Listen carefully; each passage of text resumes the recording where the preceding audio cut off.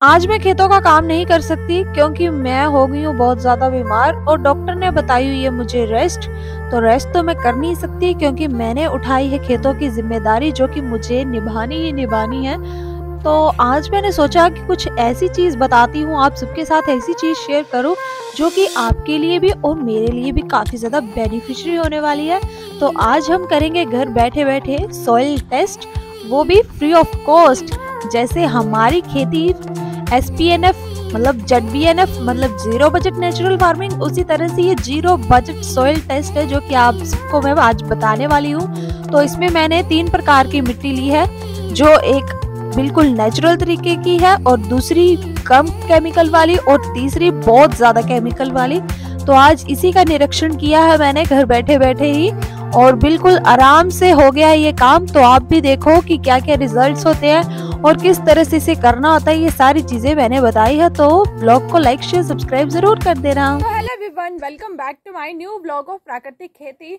So guys, आज मैं बीमार हो गई हूँ। मुझे काफ़ी दिनों से बुखार चल रहा है। पहले भी मैंने आप सबको बताया था कि मैं बीमार हो गई हूँ, मैं दवाई लेकर आई हूँ। तो मेरा बुखार पता नहीं क्यों वापस मुड़ मुड़ के आ रहा है, क्योंकि मैं शायद रेस्ट करने वाली हूँ, क्योंकि मैंने तो जिम्मेदारी ले ली है खेतों की और मैं इसे ब्रेक भी नहीं करना चाहती। तो आज मैंने कुछ ऐसा सोचा है और आप भी हमारे साथ बिल्कुल कांटेक्ट में रहें। तो इसलिए आज मैं आप सबको बताने वाली हूँ सॉइल टेस्ट, वो भी घर पर बैठकर किस तरह से कर सकते हैं। ये सारी जानकारी मैं आज आपको देने वाली हूँ। तो आज हम लेंगे मिट्टी, एक तरफ केमिकल वालों की और एक हमारा किचन गार्डन है जो कि प्राकृतिक में चल रहा है, तो उसकी मिट्टी लेंगे और दिखाएंगे कि किसकी गुणवत्ता ज़्यादा होती है, केमिकल वालों की या नेचुरल वालों की। और इससे आपको पता चल जाएगा कि कौन सी खेती बेस्ट है, नेचुरल या केमिकल। क्या आपको केमिकल का प्रयोग करना चाहिए, ये सारी चीज़ें आपको खुद ब खुद ही पता चल जाएंगी। तो इसलिए आज मैं इस टेस्ट को करना चाहती हूँ और इससे क्या होगा कि मुझे भी नहीं होगी, मतलब मेरे ऑडियंस भी खुश और मैं भी खुश। तो इसीलिए मैं आज इस ब्लॉग को आप सबके साथ शेयर करना चाहती हूँ। तो ब्लॉग पूरा देख के जाना और सपोर्ट कर दिया करो, ताकि मेरी हिम्मत और बढ़ सके और ऐसी बीमारियाँ मुझे ना ही लगे, ये भी प्रार्थना कर दिया करो। तो अब हम क्या करेंगे, सबसे पहले हम मिट्टी लेकर आएंगे ताकि आपको यकीन हो जाए कि मैंने मतलब मिट्टी यहाँ से ही ली है जहाँ पर मैं अपने सारी स्प्रे करती हूँ, प्राकृतिक खेती के जितने भी घटक जहाँ पर डाले हैं उसकी। और दूसरी तरफ हमारे ये केमिकल वाले फार्मर्स हैं जिनके खेत हमारे घर के साथ ही लगते हैं। तो इन्होंने इस बार भी काफ़ी ज़्यादा यहाँ पर यूरिया डाला है, डाया डाला है और घास ख़त्म करने वाली स्प्रेज डाली है। उनकी मिट्टी लेंगे और फिर आपको दिखाएंगे कि किस तरह से टेस्ट करना और क्या क्या जो भी चीज़ें हैं वो सारी आपके साथ शेयर करूँगी।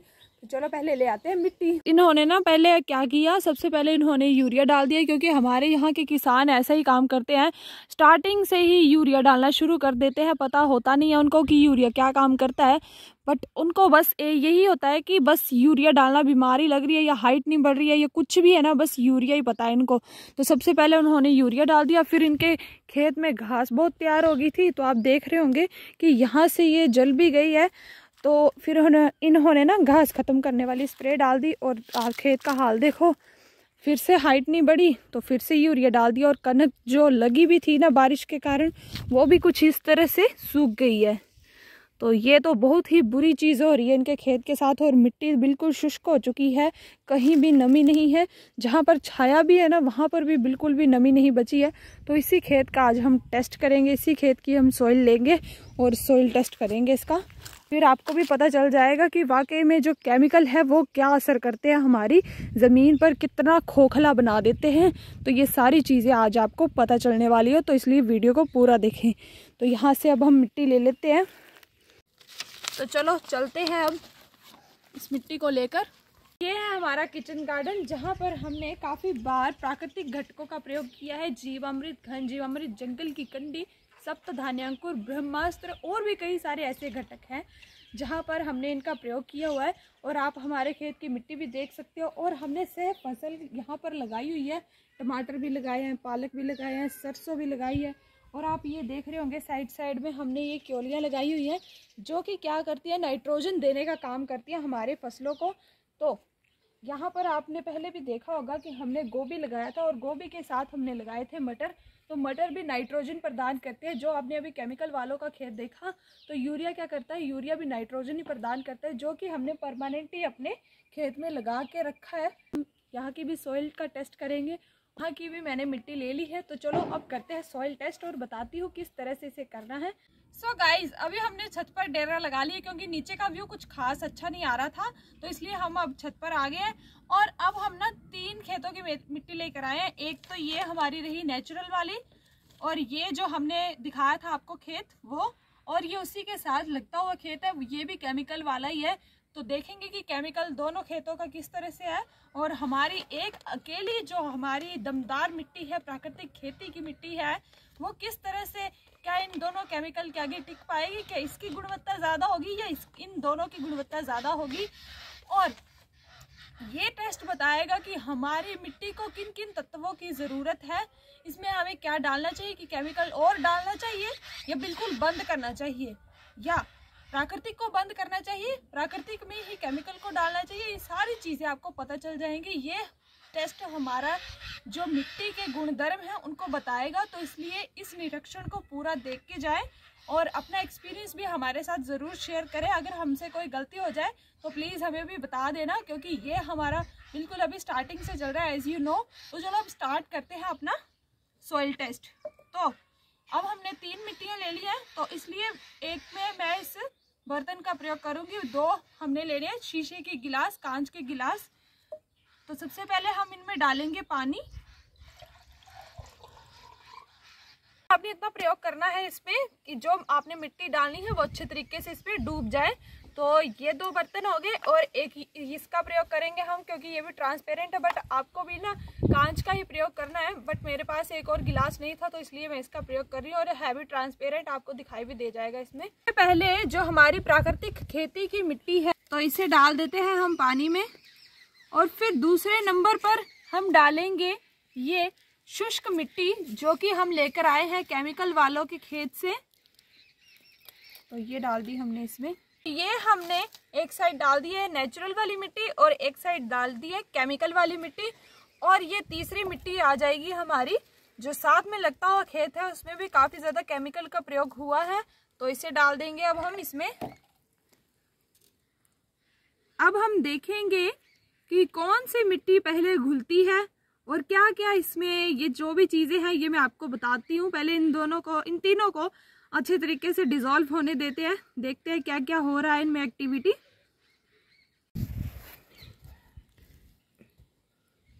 तो अभी इसके बबल्स बन रहे हैं और इस वाली मिट्टी के भी बबल्स बन रहे हैं, पर जो हमारी नेचुरल मिट्टी है वो बिल्कुल शांत हो चुकी है, इसके अब कोई भी बबल्स नहीं बन रहे। सबसे पहले हम बात करेंगे हमारी प्राकृतिक खेती की मिट्टी की। तो आपको क्या फ़र्क लग रहा है इसमें, पहले आप इन तीनों गिलास को देख लीजिए अच्छे तरीके से। ये हमारा नेचुरल वाला है, ये केमिकल वाला है, और ये भी शुष्क केमिकल, बहुत ज़्यादा केमिकल वाला है। इन तीनों में आपको क्या फ़र्क लग रहे हैं, शायद आपको अभी समझ ना आए तो मैं आपको बता दूं।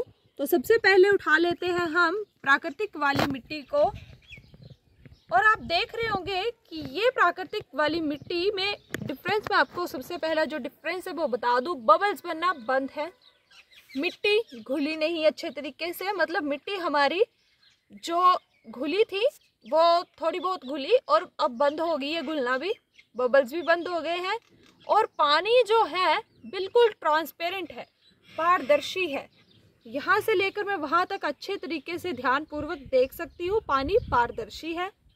मिट्टी की इस मिट्टी की हमारी जो प्राकृतिक मिट्टी है इसकी वाटर कैपेसिटी काफ़ी ज़्यादा अच्छी है। मतलब वाटर को होल्ड करने की, जैसे आप 3-4 दिन तक भी पानी नहीं दोगे तो इसमें इतनी शक्ति है कि ये काफ़ी दिनों तक अपने अंदर पानी को स्टोर करके रख सकता है।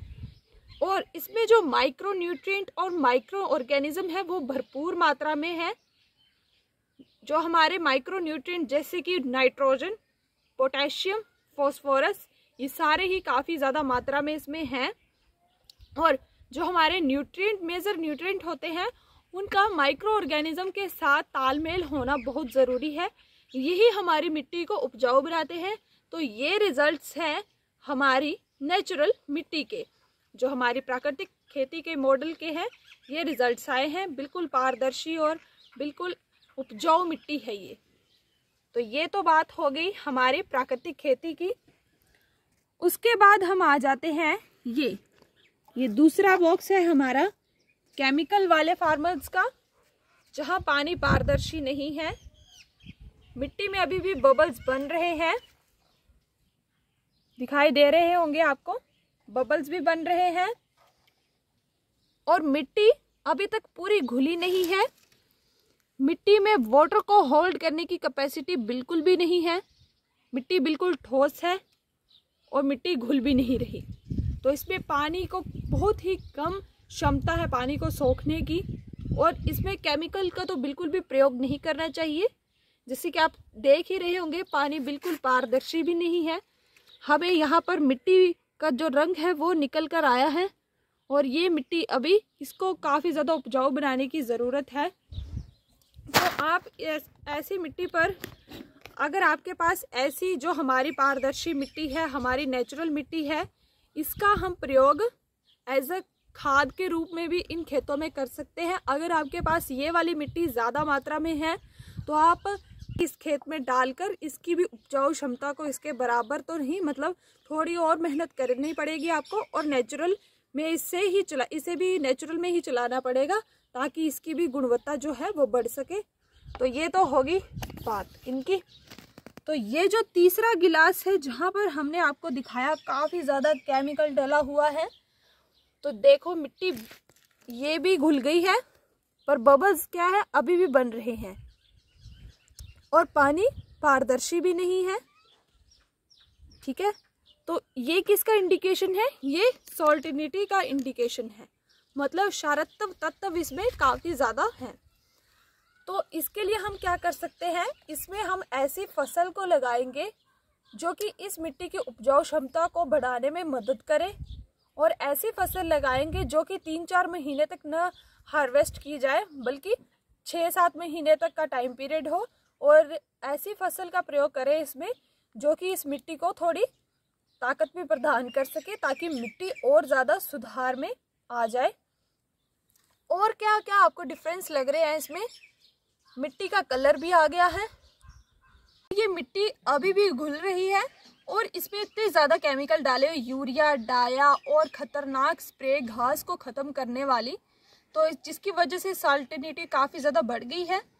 तो इसमें केमिकल का प्रयोग अभी बिल्कुल बंद कर देना चाहिए। अगर इसमें ये अब भी केमिकल का और प्रयोग करेंगे तो जो भी इसमें उगाएंगे ये सोच रहे होंगे कि अगर इन्होंने यहाँ पर कनक उगाई है तो ये काफ़ी ज़्यादा बेनिफिट में रहेंगे, घर की खेती उगा रहे हैं और इतने खतरनाक केमिकल डाल रहे हैं, तो ये बिल्कुल जहर खा रहे हैं। क्योंकि आपको यहाँ से भी पता चल रहा होगा कि ये मिट्टी बिल्कुल बेजान सी हो रही है, शुष्क हो चुकी है और अभी भी घुल रही है और बिल्कुल ट्रांसपेरेंट पानी नहीं है इसका। तो इस मिट्टी को काफ़ी ज़्यादा ज़रूरत है प्राकृतिक खेती की, मतलब प्राकृतिक घटकों की इसे काफ़ी ज़्यादा ज़रूरत है। ये इन्होंने मिट्टी बिल्कुल मृत बना दी है। तो इस खेत में काफ़ी ज़्यादा प्राकृतिक खेती करने की ज़रूरत है। और ये थे आज का हमारा, देखो इन दोनों का डिफरेंस देखो। अब आप मुझे बताओ प्राकृतिक वाला कौन सा है और केमिकल वाला कौन सा है? साफ डिफरेंस दिखाई दे रहा है हमें। ये मिट्टी अभी भी घुल रही है और इसमें काफ़ी ज़्यादा क्षारत्व तत्व है जो कि मिट्टी को और ज़्यादा ख़राब कर देंगे। केमिकल अगर इसमें और प्रयोग करेंगे तो इसका जो सॉल्टिनिटी है वो और ज़्यादा बढ़ेगी और जो भी प्रोडक्ट निकलेगा उसमें और भी ज़्यादा जहर भर जाएगा। तो वो तो बिल्कुल बीमारियों का घर ही होगा इनके लिए। तो इनको सुधार करने की काफ़ी ज़्यादा ज़रूरत है। तो ये था आज का हमारा मिट्टी का निरीक्षण, जो कि हमारे पूर्वज इसी तरह से सोइल टेस्ट करते थे। क्योंकि अब तो लोग लैब्स में जाकर अपनी मिट्टी को देकर आते हैं और वहाँ पर ही टेस्ट करवाते हैं, पर जो हमारे पूर्वज थे वो इस तरह से अपनी मिट्टी के गुण धर्मों को देखते थे कि हमारी मिट्टी वाकई में उपजाऊ है और इसे किन किन तत्वों की ज़रूरत है अगर ये उपजाऊ नहीं है। और अगर आप भी अपनी मिट्टी का टेस्ट करते हो और अगर आपको इस तरह के रिजल्ट्स मिलते हैं तो कृपया करके केमिकल का प्रयोग बिल्कुल बंद कर दें, नहीं तो ये आपकी मिट्टी को और ज़्यादा डेड कर देगा। फिर आप देख रहे होंगे कि ये मिट्टी बिल्कुल ठोस हो चुकी है। तो अब हम खुद से थोड़ा एक्सपेरिमेंट कर लेते हैं। हमें ये तो पता चल गया कि इसकी गुणवत्ता काफ़ी अच्छी है, ये उपजाऊ है, ये वो सारी कहानियाँ मैंने आपको सुना दी हैं। तो अब थोड़ा इससे खुद का एक्सपेरिमेंट कर लेते हैं, इसे थोड़ा घोल के देख लेते हैं इस मिट्टी को, क्या घोलने के बाद भी इस मिट्टी में ट्रांसपेरेंट पानी रहता है। तो ये देखो मैंने पूरी तरह से इसे घोल दिया है, अब इसे रख देंगे। अब बाकी मिट्टी को भी मैं इसी तरह से घोल दूंगी, फिर देखते हैं क्या होता है। हमारा दूसरा बॉक्स है केमिकल वाला, तो इसे भी अच्छे तरीके से इस मिट्टी को भी घोल देती हूँ। और ये तीसरा,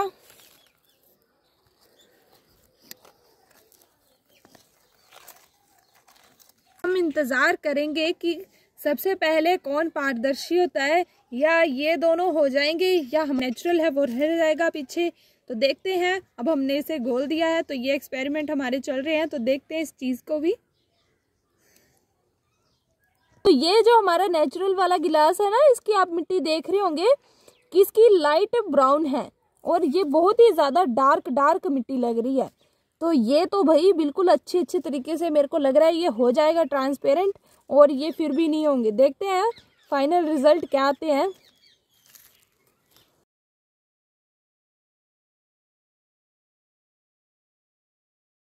और ये आप देख रहे होंगे कि अभी जो हमारा ये पानी है ना, देखो ये ट्रांसपेरेंट होने लग पड़ा है। ऊपर से देखो, ये देखो हो रहा, अब धीरे धीरे ये ट्रांसपेरेंट हो रहा है।